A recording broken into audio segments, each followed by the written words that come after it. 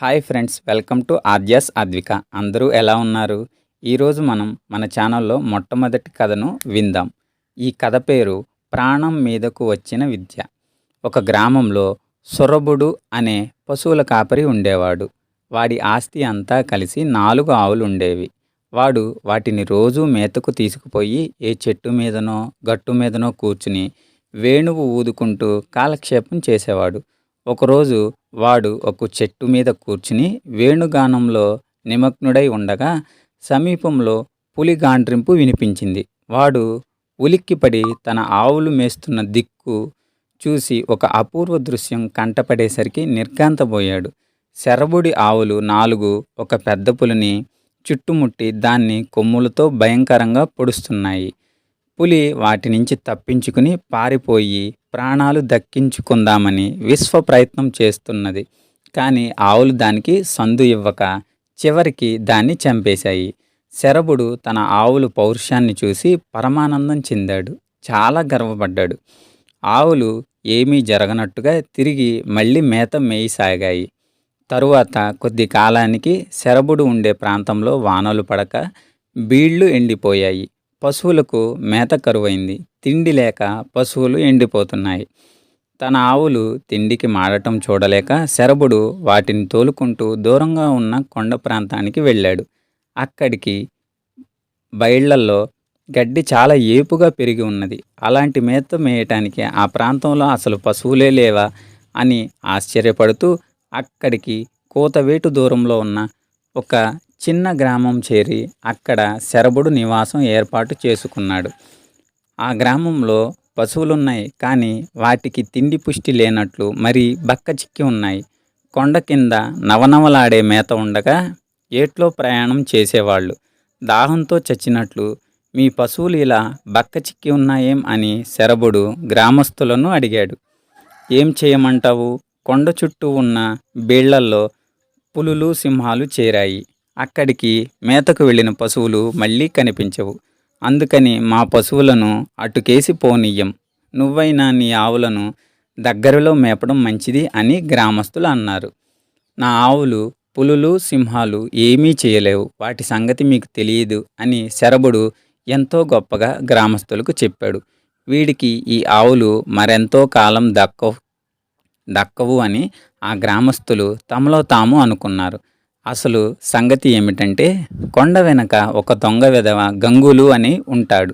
వాడు పులిలాగాను సింహంలాగాను అరవగలడు. గ్రామానికి చెందిన పశువులు కొండ సమీపంలో మేతకు వచ్చినప్పుడు వాడి గెడ్డిలో దాగి పులిలాగా గాండ్రించి వాటిని గ్రామానికి దూరంగా పారిపోయేటట్లు చేసి వాటిని కొండ చుట్టూ తీసుకుపోయి ఇతర గ్రామాల్లో అమ్మి డబ్బు చేసుకునేవాడు. వాడు పులిలాగా గాండ్రించడము, సింహంలాగా గర్జించటము పశువుల కాపరులకు వినిపించి నిజంగానే పులి కానీ సింహం కానీ వచ్చాయని హడిలిపోయి వాళ్ళు గ్రామానికేసి పారిపోయేవాళ్ళు. ఇలా చాలా పశువులు పోగొట్టుకున్న మీదట పశువులను కొండకేసి తోలుకుపోవడానికి ఎవ్వరూ సాహసించలేరు. ఈ సంగతి శరభుడికి కూడా తెలియదు. వాడికి తెలిసిందల్లా తన ఆవులు పులులకు సింహాలకు భయపడవని మాత్రమే. చాలా రోజులుగా దొంగలించడానికి పశువులు దొరక్క ఇబ్బంది పడుతున్న దొంగ గంగులు ఒకనాడు శరభుడి ఆవులను చూసి అవి బాగా బలిసి ఉన్నాయి. వాటి యజమాని శరభుడు ఒక చెట్టు మొదటని చేరి నిశ్చింతగా వేణువు వాయించుకుంటూ వాడికి కనిపించాడు. గంగులు ఆ ఆవులను కాచేయడానికి నిశ్చయించుకుని తాను ఏ పొద మధ్య దాక్కుంటే సులభంగా పని జరుగుతుందో జాగ్రత్తగా చూసుకుని మర్నాడు పశువుల కన్నా ముందుగా వచ్చి ఆ పొదలో కూర్చున్నాడు. శరభుడు ఆ ఆవులు ఆ ప్రాంతానికి వచ్చి మేయసాగాయి. శరభుడు వేణువు వాయించడం ప్రారంభించాడు. కొంతసేపు గడిచాక వాడికి పెద్ద పులి గాండ్రింపు వినిపించింది. అటే కంగారు పడకుండానే వాడు లేచి తన పశువుల కోసం చూశాడు. వాడు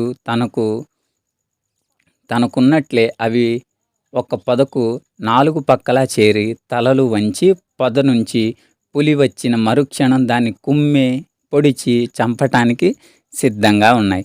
శరభుడు వేణువు వాయించడం కనిపెట్టి వింత చూస్తూ అలాగే ఉండిపోయాడు. ఈ లోపల గంగులకు విచిత్రమైన అనుభవం కలగసాగింది. తన అరుపు విని ఆవులు బెదిరి పారిపోగా తాను ఆహ్వానించినట్లుగా పొద దగ్గరికి వచ్చి వాటికి పులి అంటే భయం తెలియదు కాబోలు అనుకుని సింహంలాగా గర్జించసాగాడు. ఆవులు ఆ గర్జన విని భయపడకపోగా బుసలుగొడుతూ గిట్టలతో నేలను గీరి, దమ్ముంటే బయటికి రా, నీ ప్రాణం తీస్తాం అన్న ధోరణిలో కనిపించాయి. తనకు ఆవులు దక్కకపోగా తన ప్రాణానికే ప్రమాదం వచ్చిందని గంగులు తెలుసుకునేటందుకు కొంత వ్యవధి పట్టింది. ఆ తరువాత వాణ్ణి ముచ్చెమటలు పోశాయి. వాడు కాసేపు పులిలాగా కాసేపు సింహంలాగా మార్చి మార్చి అరవసాగాడు. అందువల్ల వాడికి ఏమీ ప్రయోజనం కలగదు అని ఆవులను మరింత పెద్దగా బుసలు కొట్టసాగాయి. అయితే ఆ అరుపులు విని గ్రామం పరిసరాల్లో మేస్తున్న పశువులు బెదిరి అన్ని దిక్కులుగా పారిపోసాగాయి. కట్టేసి ఉన్న పశువులు కూడా కట్లు తాళ్ళు తెంచుకుని మరీ పారిపోసాగాయి. ఊరి మనుషులు వాటి కోసం అటు ఇటు పరిగెత్తుతున్నారు. ఇంతలో శరభుడు గ్రామం కేసి పరిగెత్తుకుంటూ వచ్చి, నా ఆవులు పులుల్ని సింహాల్ని పట్టాయి, చూద్దురు గాని రండి అని గ్రామం వారిని తీసుకువెళ్ళాడు. వాళ్ళు అంటూ కొంతమందిని తీసుకుపోసాగాడు.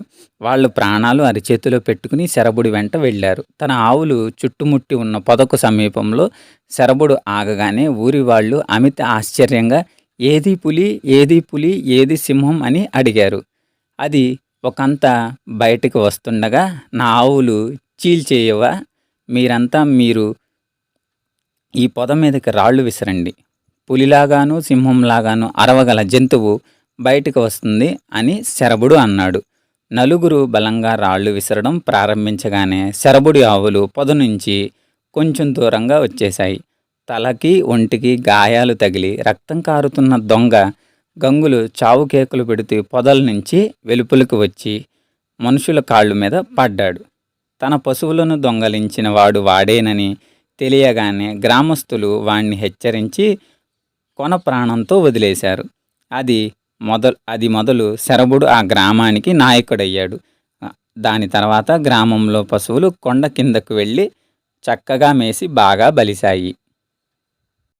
ఈరోజు ఈ కథతో ముగించి రేపటికి మరొక కథతో కలుద్దాం. మీ సపోర్ట్ని నాకు లైక్, షేర్ అండ్ సబ్స్క్రైబ్తో తెలియజేయగలరు. వీడియో నచ్చినట్లయితే స్క్రీన్ మీద కనపడుతున్న QR కోడ్కి 2 రూపీస్ని డొనేట్ చేయగలరు. Thank you.